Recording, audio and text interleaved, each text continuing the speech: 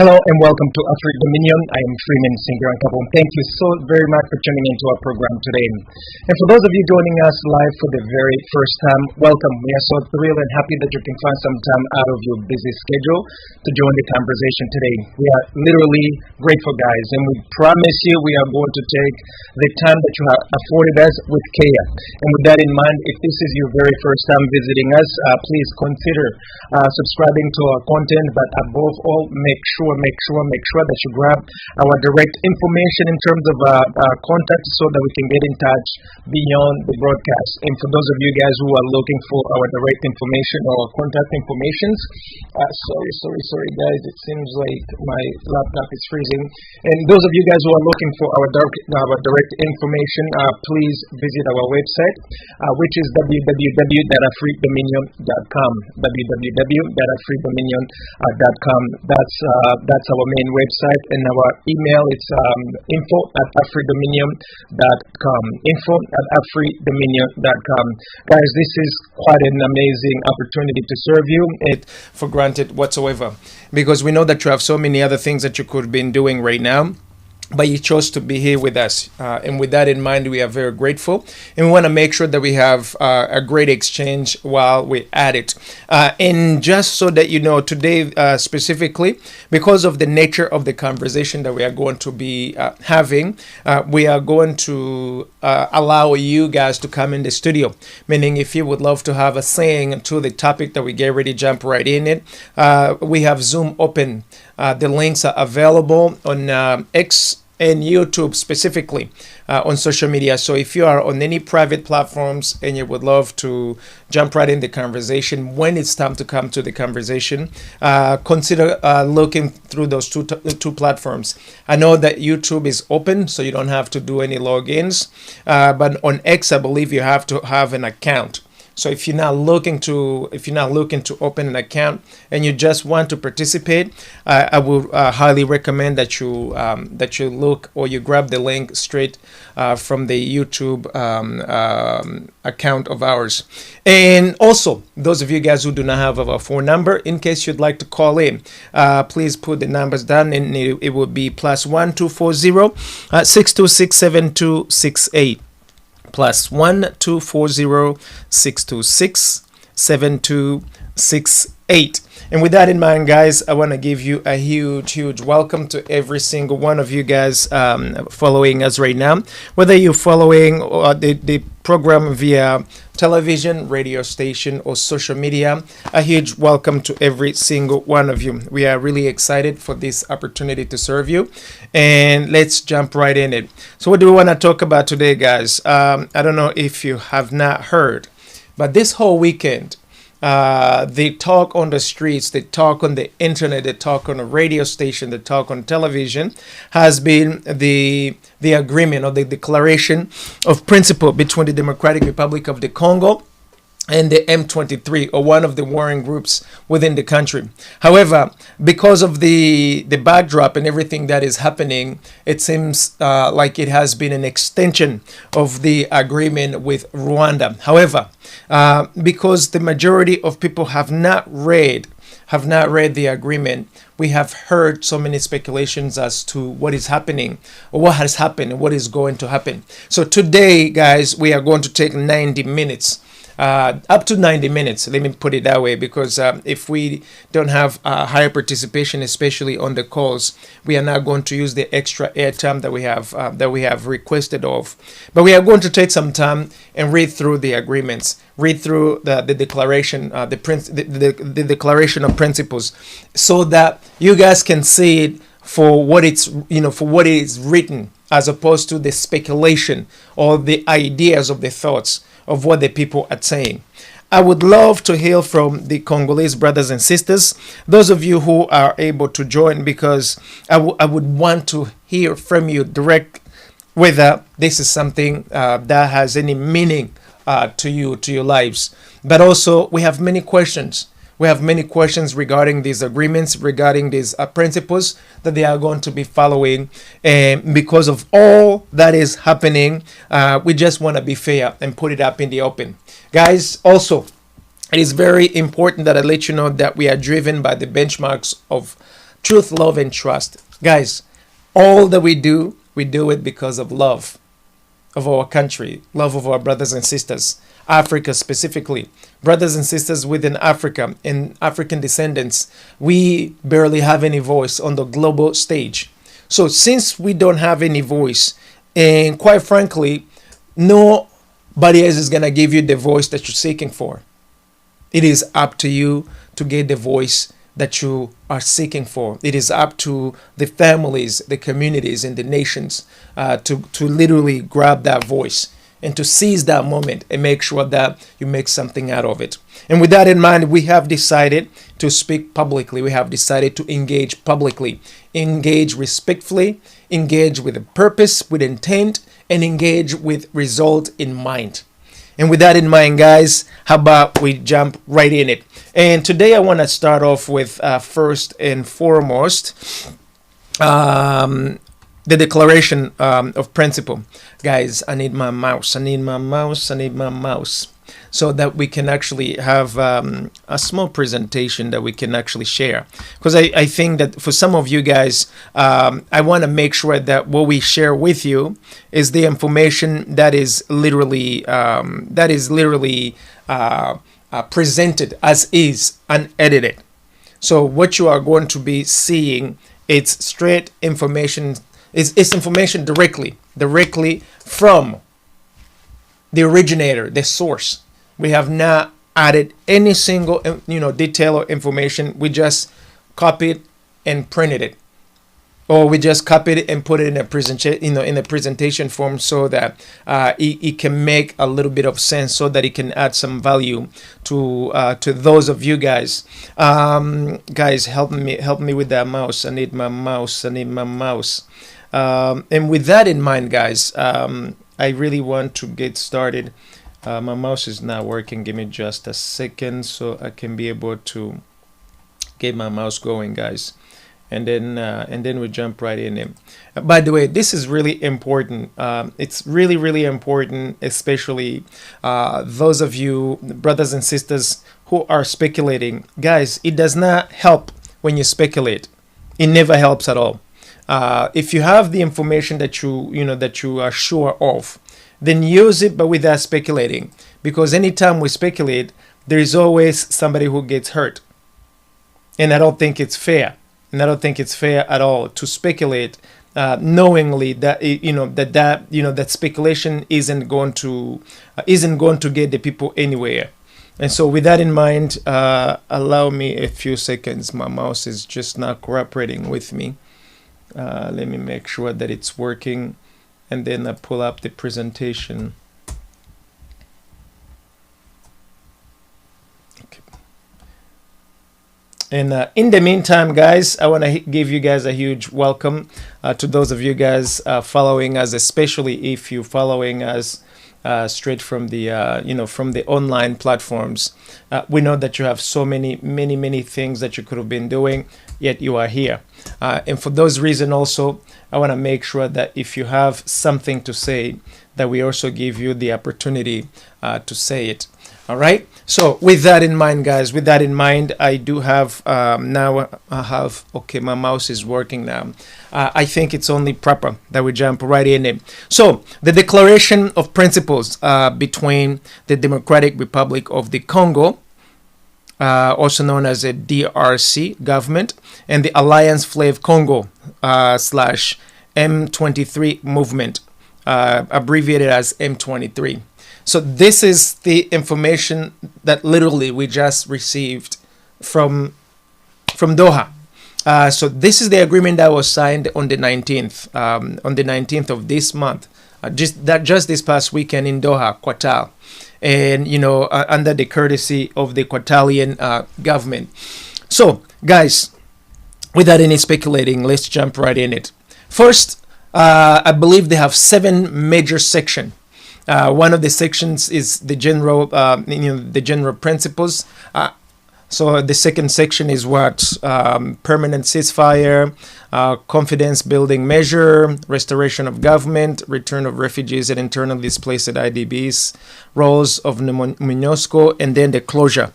And then the closure of the actual the actual agreement of principles. And when we talk about principles, these are what they are going to utilize to guide the actual agreement, guys. So this is the preliminary agreement, at least to say, hey, this is going to be the roadmap of how we are going to get together as the Congolese people. Now, on the side note, guys, side note. Did you know that Rwanda was amongst the people who were hovering around in Doha during, these agreements or these principal agreements, the preliminary principal agreement? And you will wonder, why was Rwanda there? Specifically, the foreign ministry of Rwanda was there. Guys, there's so much happening behind the scenes. I wish that the people knew what was happening. I wish that people literally thought of what to do, how to do it, and also arriving to a common ground as to, hey, this is what we wish to see in this agreement, and make sure that you represent us. I just want to put it out there. When the war started in the DRC, or the Democratic Republic of the Congo, back then it was called Zaire. At least when I was a kid, they called it Zaire. Not a single regular person, meaning like a regular citizen, took part in the wars, in these agreements. They didn't know what was happening. They never wanted it, because otherwise they would have thought of the millions and millions of people who became unalived. Family lost millions, guys, from the 90s all the way to today. And officially they talk up to 20 million people completely perished. And unfortunately, these 20 million people gone, up to 20 million, the United Nations, the so-called big players on the global stage, none of these people have done anything about it, because that was not in the very best interest. So, jumping to these principles, guys, I'm gonna read it verbatim because I want to make sure that those of you guys who were speculating as to what it was, we get to put that on the side and actually read the information. Oh, also something I'm gonna do, guys. I'm gonna give you guys the original links where these principles are located, because the information is already on the internet. All you gotta do is pull it up so that you do not have anybody else's opinion that's added or redacted out of the documentations. So, under general principles, first parties recognize that lasting peace is essential for a united, secure, and prosperous Congo. Come on, we all know that. I don't think a single Congolese citizen, heck, the whole entire Great Lakes region, people, we love to mind our business. We love peace. I've never seen anybody who would say that, I really don't care. You can do as you please. Peace is important anywhere you go. I have never seen a single person who would say, I could care less. Do what you want. So why would you not imagine that peace is important to the degree that they are willing to sacrifice all that they can just so that they can have a little peaceful moment for themselves? For 30 years, guys, families have perished. Countless lives have perished in the Democratic Republic of the Congo, with nothing to gain but trauma, loss of life, loss of families, and the injustice that continues. So they commit to resolving the conflict exclusively through peaceful means, in full respect of international law, humanitarian principles, and the Democratic Republic of the Congo's constitution. This is very important. And I wish that the Congolese people get to take some time to literally read and to understand what they are going to be using as a basis, plain level field of the agreements. And I wish that the Congolese people, you could have a saying in it. Because if you're not going to have a saying in it, how will you know that they are looking after your very best interest? How will you know? Thirdly, emphasis on cooperation between international and regional actors, including the African Union, United Nations, and other stakeholders. I wish that they could spell out every stakeholders. Guys, Africans, we are always on the table of discussions, but we are never a part of the discussions of ourselves. We have the so-called leaders or representatives who are sent or who sent themselves pretending to represent the people, yet they're representing third-party interests. We've seen this over and over and over and over again, which is why I would really plead with the Congolese and the citizens in the regional countries to open up your eyes. And then on the broader scale, Africans and African descendants. Watch what is happening to the Congolese people. Watch what is happening to Africa. Because the same stakeholders, the same third parties who are colonizing Africa, who have been colonizing Africa through the past history, through the present and the future, those who wish to colonize Africa. The agenda is still the same, just the key players who are different. The blueprint is still the same, the execution is a little bit different. So we have to wisen up ourselves. Rejection of all forms of violence, hostile rhetoric, sabotage, hate propaganda, and dehumanizing speech. Guys, I cannot tell you how much dehumanizing speech, how much terrorism, hate propaganda, hate speech is online right now from all sides. Africa doesn't need this at all. Promotion of national unity, reconciliation, and sustainable development. I truly hope that this national unity is not the model that Rwanda has. Rwanda pretends to have a national unity, but there is no such thing as national unity. There is a sided way and a very cherry-picked unity. There is no reconciliation. There is literally a written reconciliation by the people themselves. Their hearts have yet to be reconciled. Because if you haven't recognized that they are all sides to be reconciled, how do you reconcile with yourself as one-sided? How do you reconcile with someone that you have already pre-coached on the reconciliation? Sustainable development. Congolese people, I've never seen you on the tables of discussion of the development of your nations. In whose development and whose sustainable development are you looking after? Is it your sustainable development or third party sustainable development? This is very critical, Congolese brothers and sisters. This is very critical. This should be the affairs of the Congolese people. All of us, we should just be the bystander looking and watching.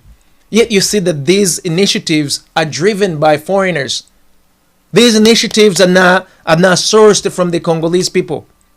These initiatives are sourced from the Western nations for their own interests, first and foremost and primarily. Let's go to the second principle. I wish you, brothers and sisters, you really pay attention, because some of these things, it's almost unbelievable. Permanent ceasefire. Before you talk about permanent ceasefire, how did the whole war start to begin with? How did it start? Yes, we want the peace. Who doesn't want peace? Everybody wants peace. But the kind of peace that you're seeking for, and you've never knew how it all started.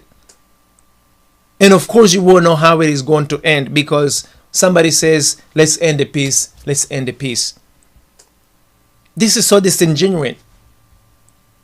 The people never started the war, yet they are being told that now the end of hostilities.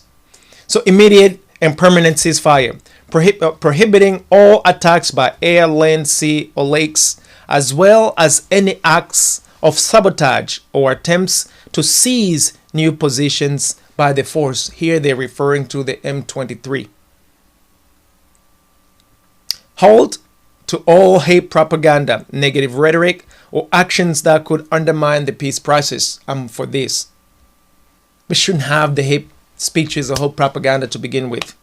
Establishment of a monitoring and verification mechanism to ensure compliance involving all relevant parties in the conflict. Guys, I dislike the fact that the Congolese people are being spoken in codes. Who is the relevant party in this conflict? A bystander citizen in the village doesn't even know that this is happening, but they know very well how a grenade has been falling off of their doors, how these bombs, these mines are killing or unaliving their people. They have lived this kind of life for 30 plus years.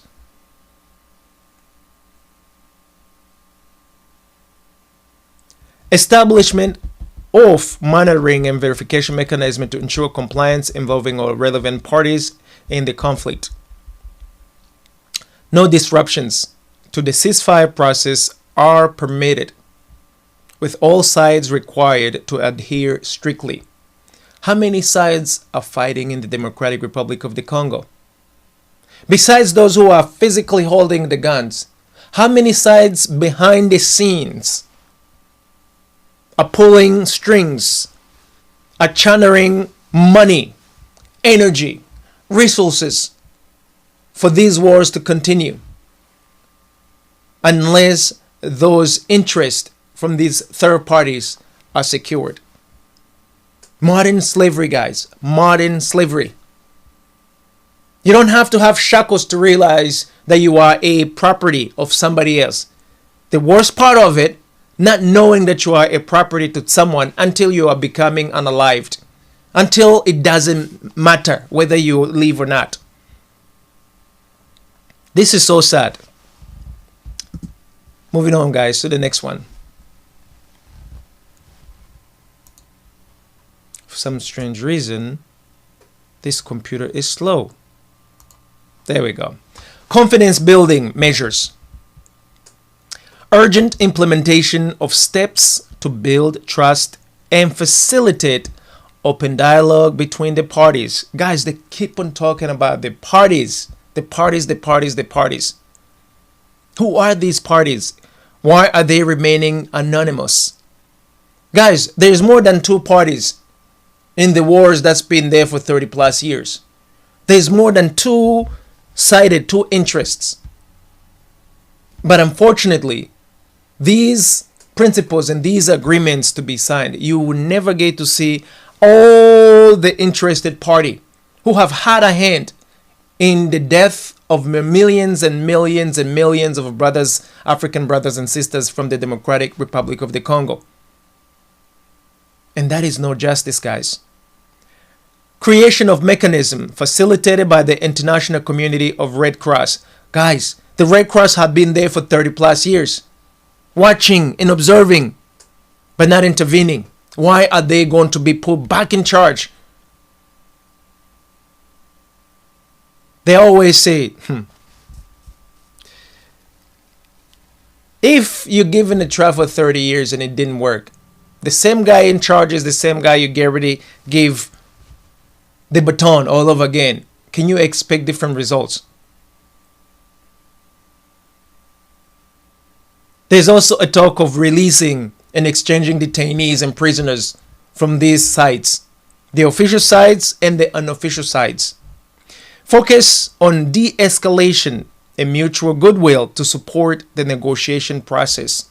Guys, Africans specifically, we must arrive to the point where we realize that, hey, when a family member is being unalived and you have no saying in it, when you cry out for help, for justice, and you receive no help, no justice, and then all of a sudden, after they have fought, after they have sliced and literally decided, hey, after all, now we can stop fighting. I got my piece of the pie. You got your piece of the pie. Let's call it a quit. It is so infuriating to see that millions of these families are not written in these principles nor agreements to be signed. Millions of families, millions of Congolese people, and other foreigners who have perished. It is as if they don't even matter in the whole conversation. And it's so regrettable that we are treating human beings like this today. The restoration of government authority. This is a no-brainer.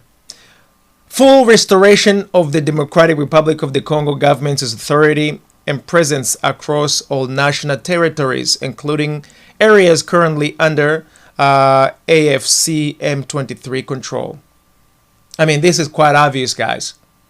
What's the point of a government if it doesn't have access, if it cannot rule over the entire territory? After all, remember, a government is by the people and for the people. And if that government is weak for whatever reason, for different and various reasons left and right, that has to be rectified. That should be a part of the basis of conversation, of the start of the conversation. This is identified as a critical element for achieving long-term peace and stability, to be detailed further in the final peace agreement. Congolese brothers and sisters, but also the Great Lakes region citizens and friends and families, it's imperative that you get to see what type of agreement are being negotiated on your behalf. Because none of you have true representatives. You have yet to see the document that says, hey, after all, these are the reasons why we began fighting. These are the reasons why now we believe we can stop the fight. And these are the reasons why we believe justice is going to be rendered to those who have loved their loved ones, those who have committed treason and all kinds of crimes against humanity, against the people. If you don't get to have none of those in these final documents, what exactly is going to be your value in all of this as a people? 30 years of wars and conflicts, and you still do not matter on the main table of discussion. They always say that back in 1894, when Africa was being sliced, Africans were never there. Other nations, other special interest groups were there on a table discussing how to slice Africa. Up to this day, Africans are being sliced on the discussions, these prestigious luxury tables of discussions. Africans themselves are not represented. You have puppets, the so-called representatives who are not seeking for the interests of the people. Because you would know that your interest is being looked after if you have an actual word, a saying in it. How many Congolese know what is happening in Washington under these agreements? How many Congolese know what is happening in Doha, in the UAE, under these principles? How many of you have yet seen the draft of the final agreement? In no more than a month or so, this agreement will be finalized. How is it that 100+ million people will not get a chance to see this final agreement before they are signed, and you still believe that they are looking after your interests? Come on, guys. But also now Africans who are activists, peace lovers, those who literally work on behalf of African peoples, African families. Guys, we need to be up in the business of all these stakeholders. We need to know what is happening. We need to take the full front with no apologies. Don't front it, don't pretend, just do it. Because these are our brothers and sisters. The same fate of becoming unalive, the same fate of losing the inheritance, the same fate of losing all their natural resources and the God-given ability, the God-given gifts to live in peace and prosperity has been stripped off from them. And it is being stripped off from a lot of Africans. And I find this to be beyond arrogant and very disrespectful, guys. But also, it's on us. If these tables of discussions are discussing us, We know we are being discussed, but we have not made any measure to be there. Guys, we could be there if we wanted to. We could make sure that we are literally being represented. But how many of us are actually paying attention to this? And this is why I call it modern slavery. Oftentimes they hide information through these books, through these agreements, through these principles. They also make sure that they're using foreign languages that most of you may not necessarily be fluent in.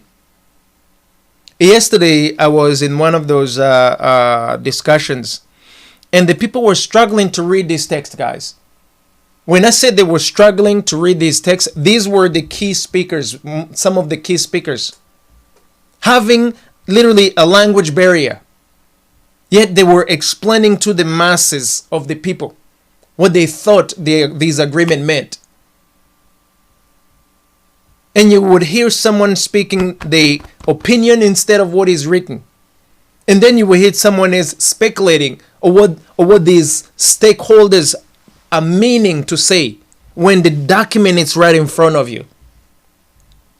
And these are the best quality people to represent Africans. Guys, modern slavery, all over it. And that's one of the reasons why I said, no. Let's present everything that is written without adding a single dot to it. So that at least for the record, any and every one of you who may wish to see what is happening, you can just see for yourself and then literally make your own conclusion. But don't just hear me putting, literally reading what's not there. The document is there. Go to the main source, guys. Download it. Get to understand what is being discussed on your behalf.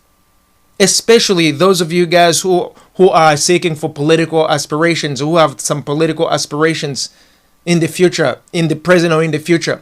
Those of you who are speaking publicly on behalf of your loved ones, your communities. And all these innocent lives perished and perishing today. You have to literally understand the text. You have to understand what is being discussed before you can have an opinion. How do you have an opinion of something you have never read? Something you do not understand because of language barrier? Why not have this document, both these principles, but also the true agreement, and make sure you pull it in as many major languages that the Congolese people understand, that these region of folks understand, so that there's no speculation, so that there's no he say, she say kind of thing. It's literally a disservice to represent these citizens like this publicly. How do you send someone who doesn't understand the language to be your representative? And you make sure that you use the language that the person is fluent in it. Come on, guys. Already you're telling me that it doesn't matter what this person thinks or not. We've already made a decision. Because if you cared so much of what they thought of, you would ensure that they fully understand what these documents are reading. It's pretty sad, guys.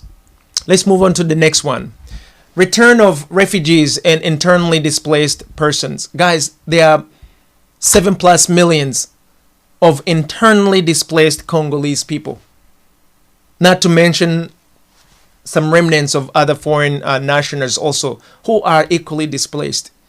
For 30+ years, guys, these people have abandoned their homes.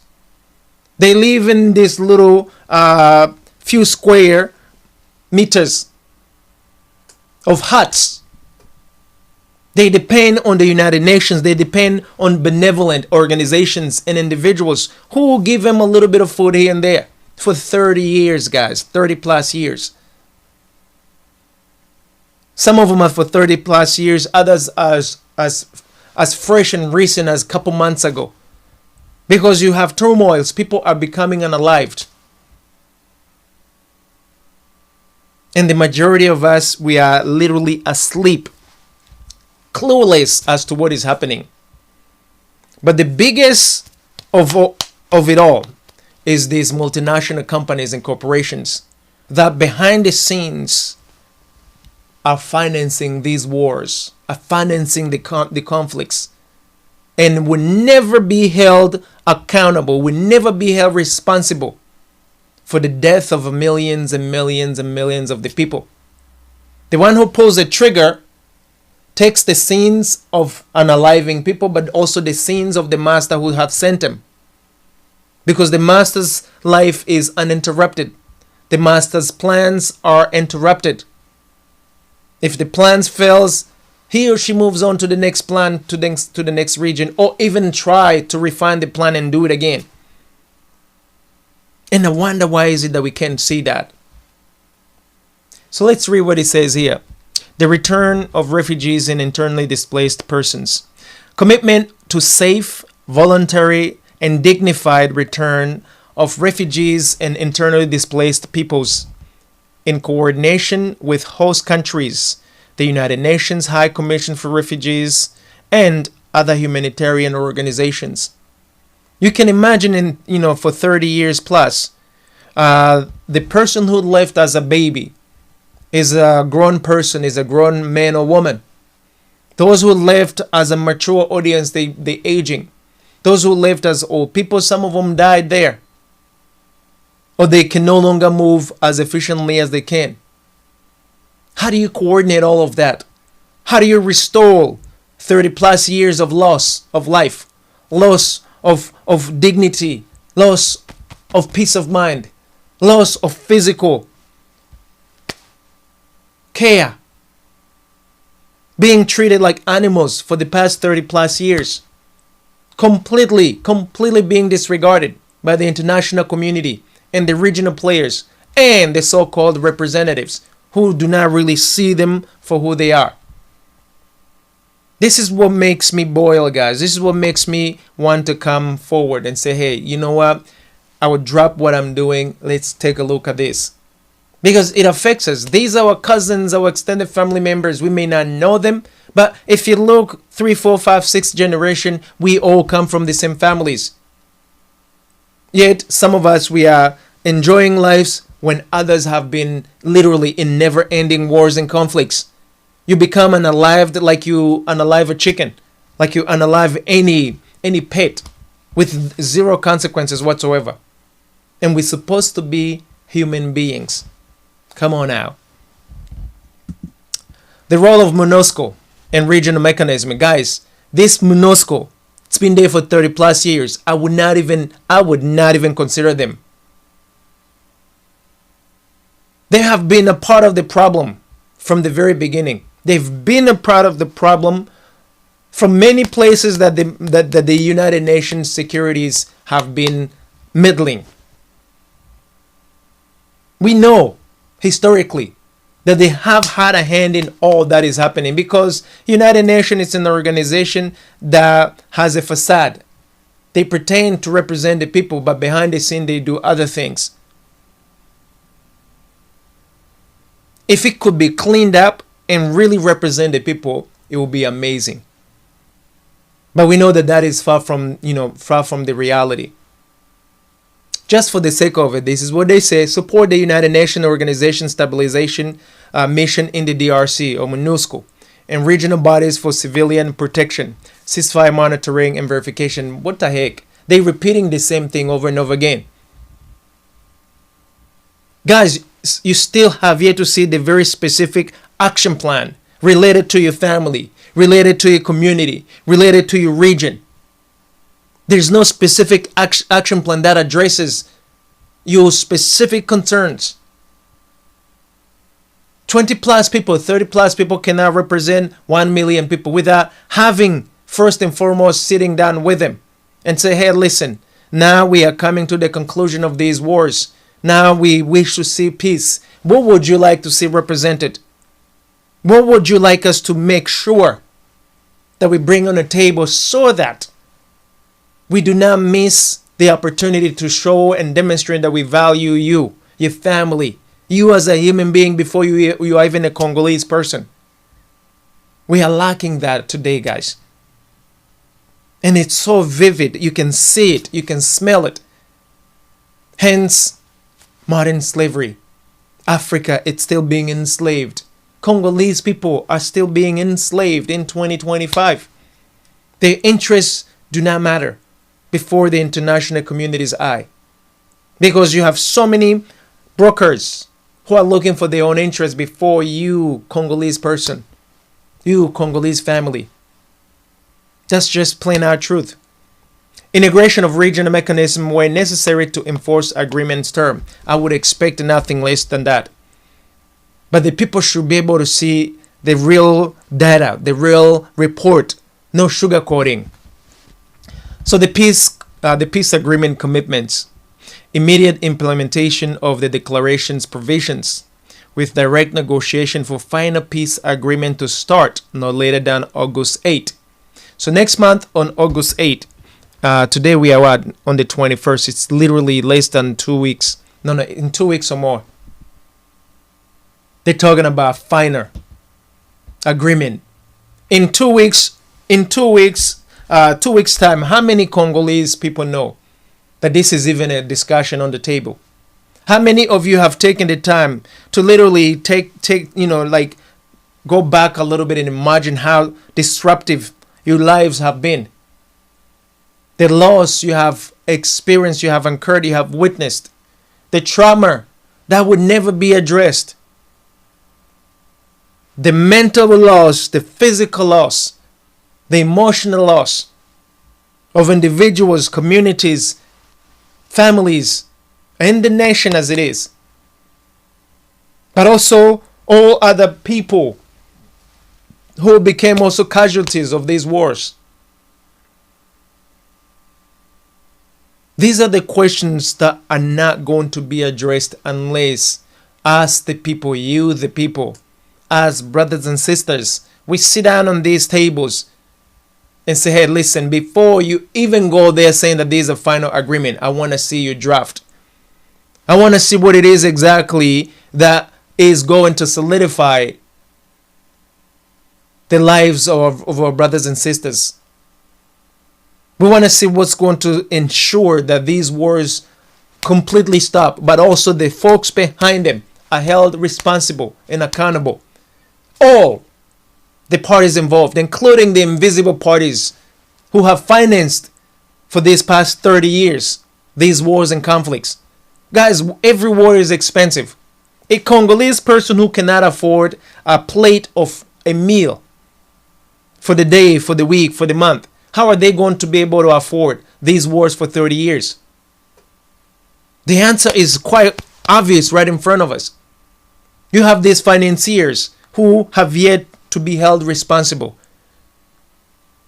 And quite frankly, they may not be held responsible because most of us, we do not know them. And with little information that there is, anytime you're trying to poke, anytime you intend to poke, you'll become unalived. You become excommunicated. Something else comes and makes sure that you do not maintain the route that you're going. And this is so regrettable, guys. This is very regrettable. The final agreement will address broader issues, including security arrangements, justice, refugee returns, neutralization of armed groups like the Democratic Forces of the Liberation of Rwanda, or FDLR, disengagement of forces, and root cause of the conflict. Guys, did you know that there are 200 plus of warring groups in the Democratic Republic of the Congo? Why is it that only one group is going to be singled out? What about the rest of 200 plus groups? Like, there's so much that's being hidden from us, which is why I call it a facade. We know that the FDL is there. We know that they've been there. What about all these other groups also? If you do not agree, if you do not address why they're there, why they have arms, who's financing them, aren't you going to be in the same predicament the following month, the following year? Because there's always someone who's not going to be properly represented.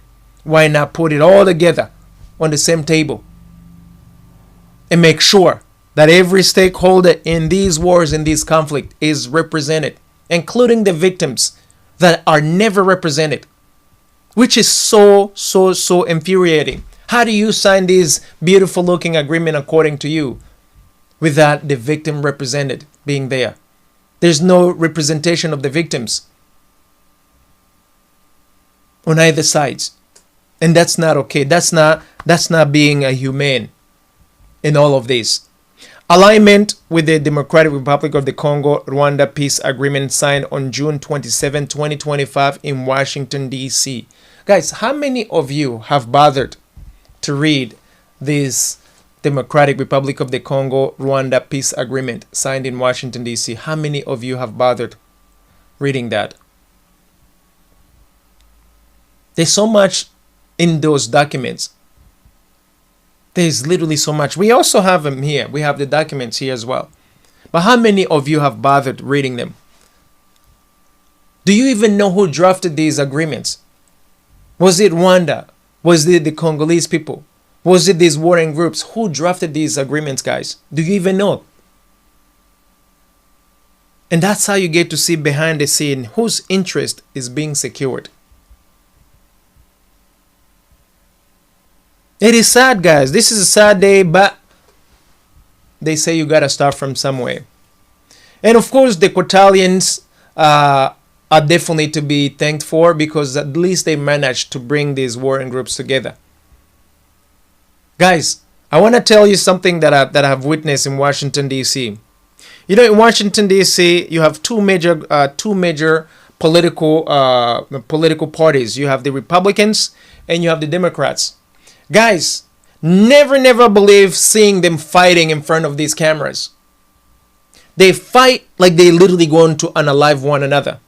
Do you know that at the end of these fights in front of the cameras, they go to the same bar, the same restaurant, share food, and have a discussion like decent people who are not crazy? Both the Republicans and the Democrats. When the cameras and the microphones are finally off, they go and hang out. It's a show. In other words, it is a show, a distraction. When I first witnessed that with my own two eyes, it was like someone had played a sick joke on me. Because when you see how passionate that they are representing these people, when you see how hard they fight, when you see the conviction, and then in just a second afterwards, they all huggy, kissy. They just like, oh man, we've done well. Kudos, we've acted so well. So all these agreements, all these are like movie actors, guys. These are actors literally playing on the real lives of the people. Those who have perished, those who are mourning, those who are crying out for help, and the future lives of brothers and sisters from within Africa. This is so not acceptable, guys. But it's the reality that we do not want to see as Africans. It's the reality we believe is too much to be done anything about. Some people say, nah, this is too overwhelming. This is too much for me. I'm already stressed. I don't need any more stress. What about the family that's been stressed for 30 plus years? What about the family that has lost their loved ones? Never even got a chance to bury them. Never even got a chance to mourn. Never even got a chance to just speak to someone that's, hey, I have lost my child. I have lost a parent. I have lost a loved one. I've witnessed my neighbor, my friends becoming unalived. And I've yet to literally to just get all that out of my chest. What about these people? The trauma behind it. Guys, these are the things happening in the open in front of all of us in Uganda, in whose interest these things are happening. And that's one of the questions I want to ask you guys. Do these people really matter at the end of the day? After 30 plus years, do the Congolese people really matter? The average citizen, the average person who live in these warring groups, in these warring zones rather, do they matter? Do these foreign people matter? Meaning those who are non-Congolese citizens stuck in the same areas.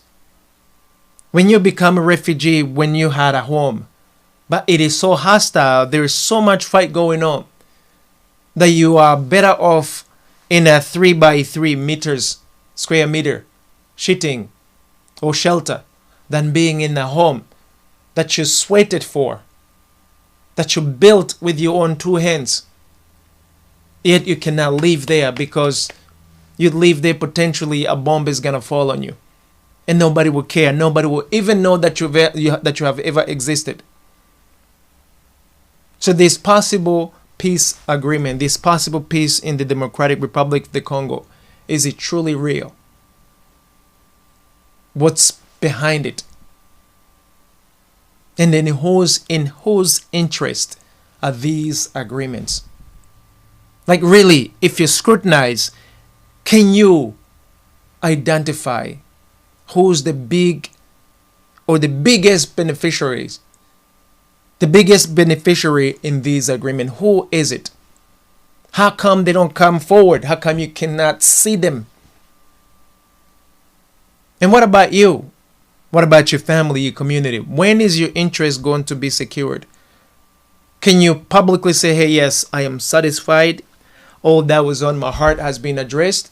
But we know that you don't get everything that you want. At least you get something. The victims in these 30 plus years who have yet to be given justice up to this very moment, what's going to happen to them? Everybody else is going to get what they want right away. The victims will probably get their justice 10, 20 years afterwards. Is that really justice? When you do not matter when it matters the most, how can you even think that you are going to matter tomorrow? When they have moved on to the next script.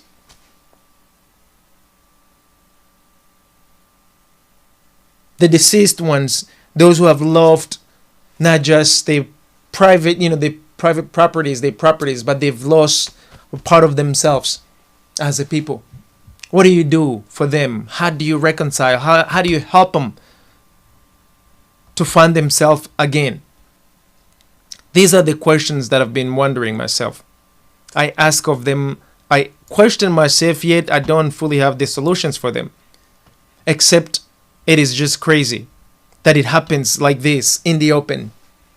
And not only it has been happening, it happened multiple times over and over and over and over again. So I think the time is now where we literally have to be honest with ourselves and learn how to literally tackle our own issues.